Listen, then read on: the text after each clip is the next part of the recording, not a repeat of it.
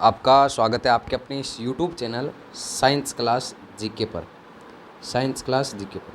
आज की इस वीडियो के अंदर हम यहाँ पे क्लास 12th है, इस क्लास 12th का जो बायोलॉजी का सिलेबस है वो हम यहाँ पे स्टार्ट कर रहे हैं।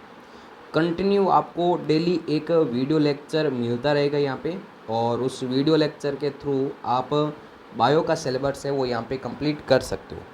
इसके अलावा हम बात करें वीडियो लेक्चर्स के अलावा यहाँ पे नोट्स की बात करेंगे, तो नोट्स आप वीडियो के साथ में बना सकते हो। एकदम लाइन टू लाइन हम चीज़ों को यहाँ पे कवर करेंगे। इसके अलावा आपको पीडीएफ के रूप में भी हैंड राइटिंग नोट्स आपको अलग से प्रोवाइड करवा दिए जाएंगे, और वो मिलेंगे आपको टेलीग्राम ग्रुप के अंदर। डिस्क्रिप्शन के अंदर यहाँ पे लिंक दे रखी है टेलीग्राम ग्रुप की, वहाँ से आप उसको ज्वाइन कर लीजिए। वहाँ पे आपको चैप्टर वाइज पीडीएफ है वो कंप्लीट आपको प्रोवाइड करवा दी जाएगी। ठीक है, तो आज की हम क्लास स्टार्ट कर रहे हैं यहाँ पे। इससे पहले वाले वीडियो के अंदर हमने सिलेबस के ऊपर डिस्कशन कर लिया था कि आपका जो नया सेशन शुरू होने वाला है यहाँ पे 23 और 24 का, तो उसमें आपकी सिलेबस क्या क्या रहने वाला है कंप्लीट हमने बात कर ली थी। तो आज से हम यहाँ पे सिलेबस स्टार्ट कर रहे हैं, और देखो फर्स्ट नंबर लेसन आपके कट कर दिया गया है। तो अब जो हम यहाँ पे लेसन पढ़ेंगे वो लेसन नंबर आपके नाम में डायरेक्ट आपको बता देता हूँ कि हम पढ़ेंगे सेक्सुअल रिप्रोडक्शन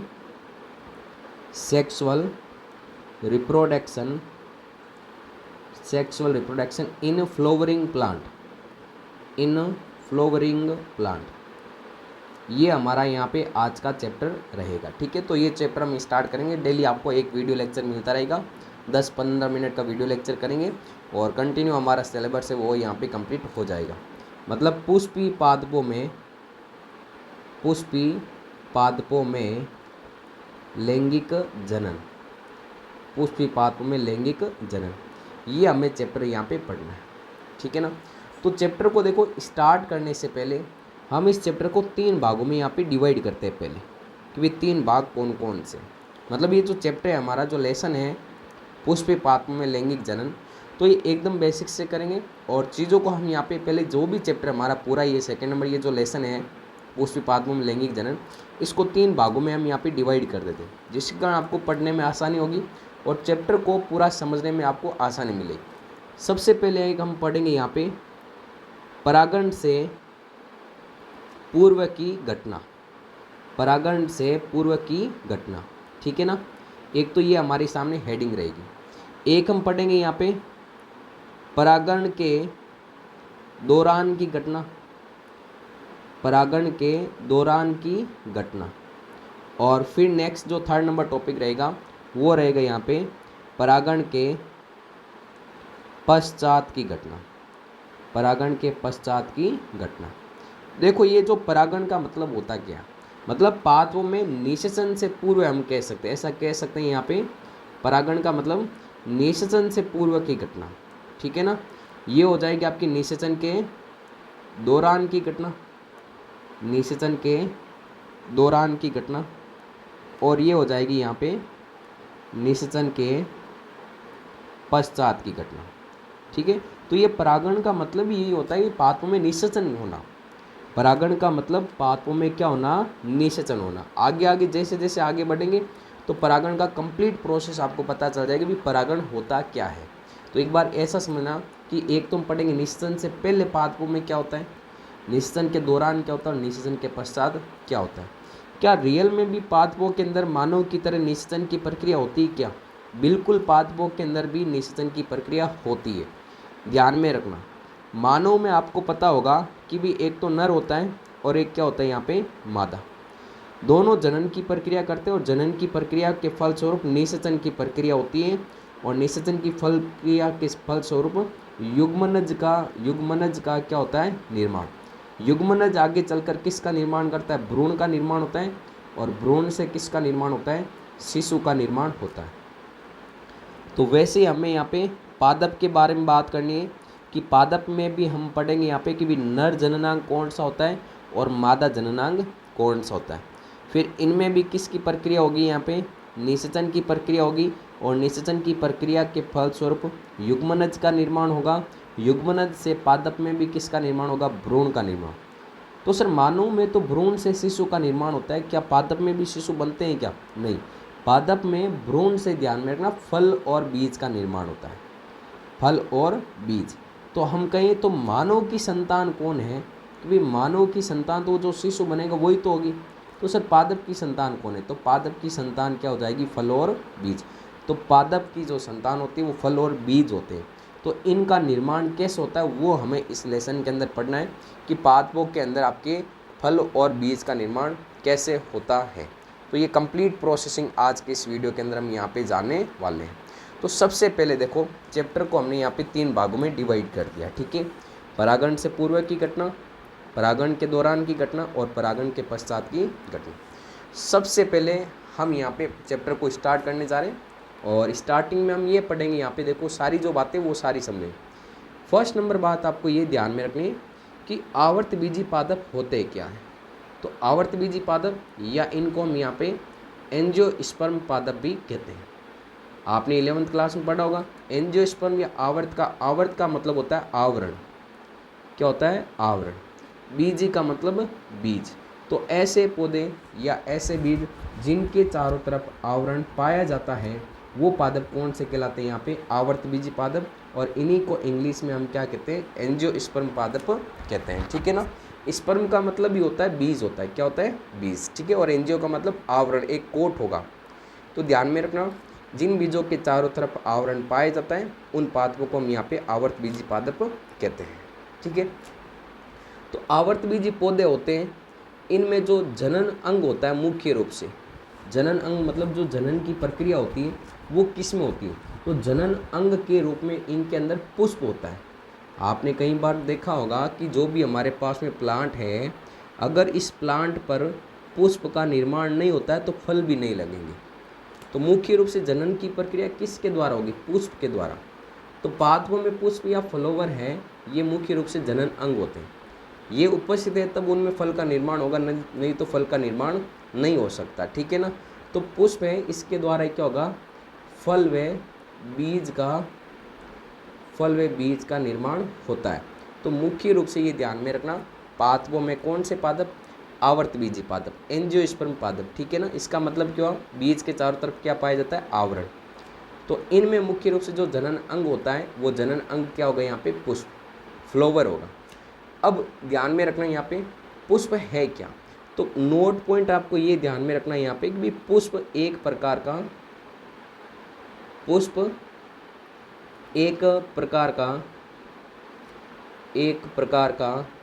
सीमित वृद्धि करने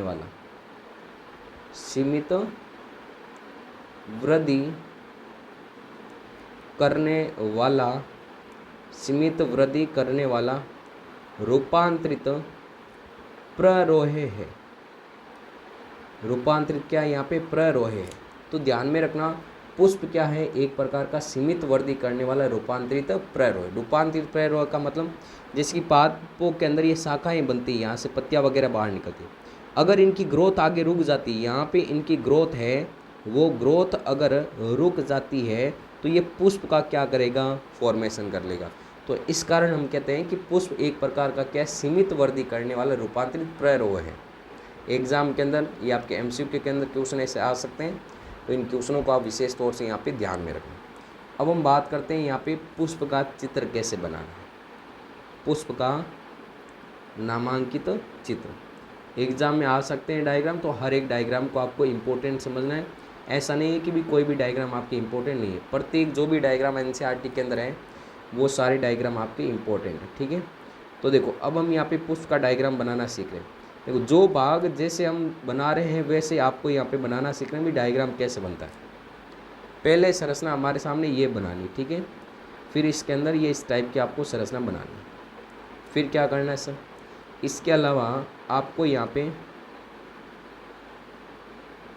ये इस टाइप की संरचना बनानी, फिर ये बनाना आपको इस टाइप से, ठीक है, ये हो गया। और इसके अलावा ये नीचे वाला पोर्शन हमारे पास में लगभग आपको फूल जैसी यहाँ पे आकृति दिख रही हो, ये फ्लावर का डायग्राम। अब बाकी वाले भाग कैसे बनाने, ये इस टाइप। देखो अलग अलग कलर से इसलिए बना रहा हूँ कि आपको सारी चीज़ें यहाँ पे क्लियर हो जाएगी भी कौन सा भाग किस टाइप का है और उसका नाम यहाँ पे क्या होगा, ठीक है। थोड़ा सा इसमें हम कलर है वो हाईलाइट का भी यहाँ पे कर देते हैं। एक मिनट, है ना।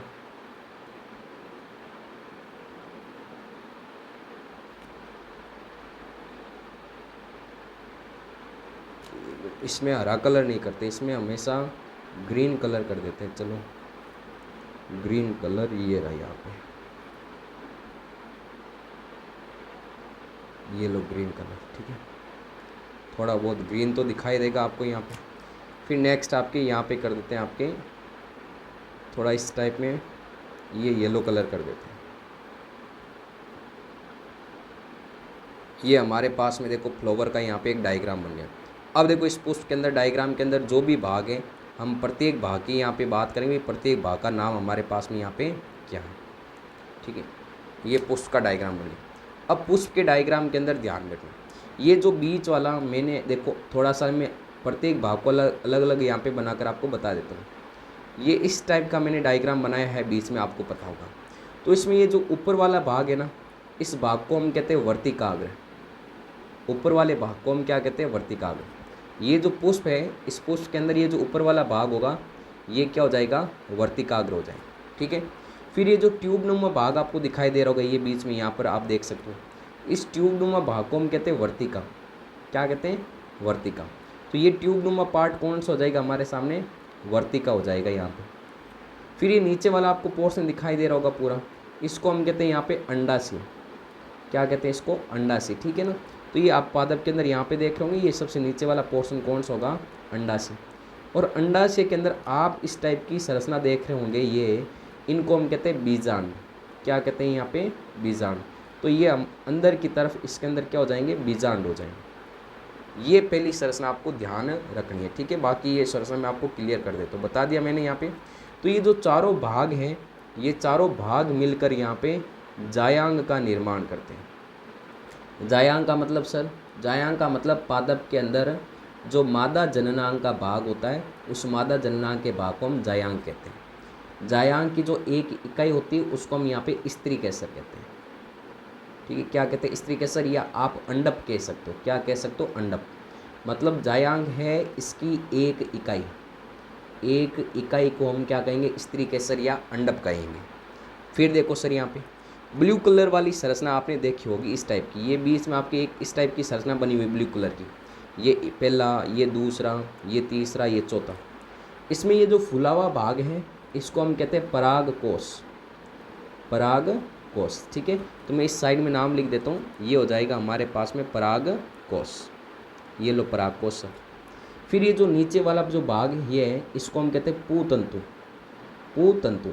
तो ये हमारे पास में भाग कौन सा हो जाएगा, पूतंतु। ये देखो ये सारे भाग आप पुष्प में आसानी से देख सकते हो खुद भी, है ना। और ये जो जुड़ा हुआ भाग है यहाँ से, ये जहाँ से जुड़ा हुआ भाग है यहाँ से, इस जुड़े हुए भाग को हम कहते हैं योजी। क्या कहते हैं, योजी। तो ये जो तीनों भाग हैं, ये तीनों भाग मिलकर यहाँ पे आपके पुमंग का निर्माण करते हैं। पुमंग का मतलब क्या होगा सर, नर जननांग का भाग, नर जननांग का भाग। और पुमंग की एक इकाई को हम कहते हैं पुंकेसर। क्या कहते हैं, पुंकेसर कहते हैं। तो मतलब आपको अब ये बात समझ में आई होगी कि पुष्प पादप के अंदर पुष्प के द्वारा जनन की प्रक्रिया होगी, और रियल में पादप के अंदर जायांग का भाग भी होता है, और एक कौन सा भाग होता है, पुमंग का भाग भी होता है।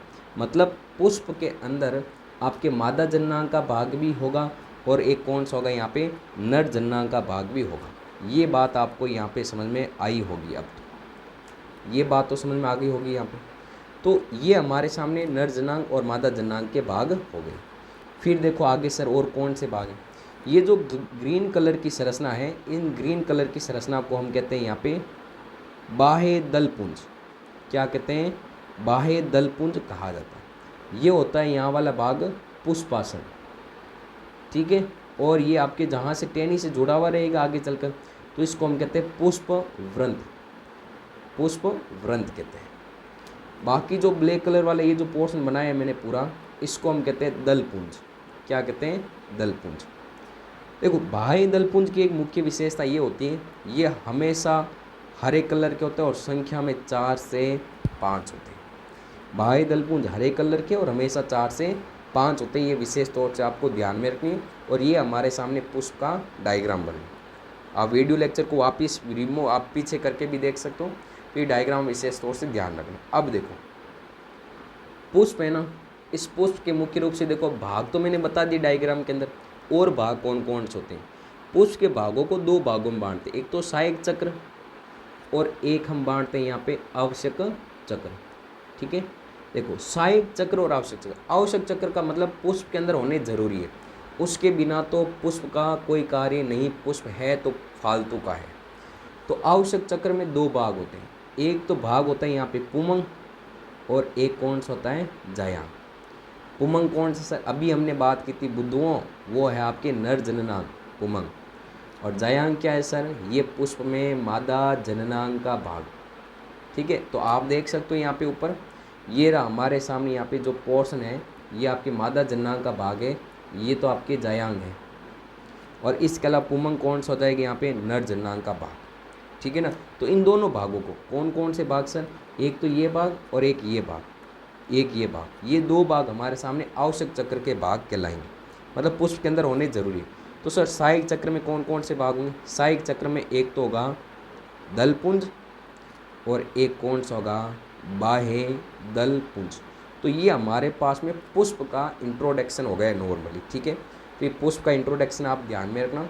इसकी PDF है आपको व्हाट्सएप ग्रुप के अंदर अभी मिल जाएगी, टेलीग्राम ग्रुप में मिल जाएगी, डिस्क्रिप्शन इस वीडियो के लिंक के अंदर, सॉरी जो भी आपकी लिंक है वो इस वीडियो के डिस्क्रिप्शन के अंदर दे रखी है, वहाँ से आप व्हाट्सएप ग्रुप और टेलीग्राम ग्रुप को ज्वाइन कर सकते हो। ये हमारा फर्स्ट वीडियो लेक्चर था, यहाँ पे कंटिन्यू आपको डेली एक वीडियो लेक्चर मिलता रहेगा, तो आप इस वीडियो को कंटिन्यू आप देख सकते हैं और अपना जो भी बायो का सिलेबस है वो यहाँ से आप कवर कर सकते हैं। वीडियो कैसा लगे वो आप कमेंट जरूर करें, नए स्टूडेंट चैनल को सब्सक्राइब जरूर करते हैं। मिलते हैं वापस नेक्स्ट क्लास के अंदर।